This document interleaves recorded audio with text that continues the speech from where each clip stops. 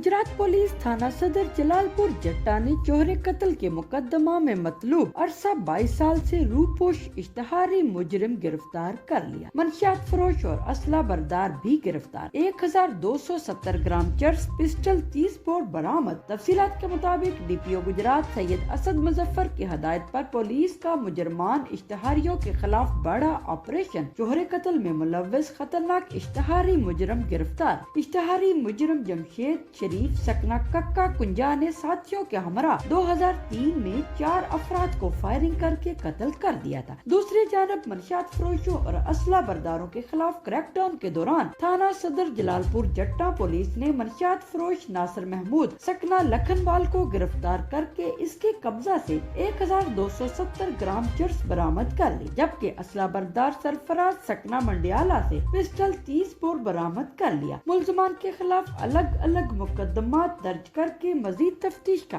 आगाज कर दिया गया है।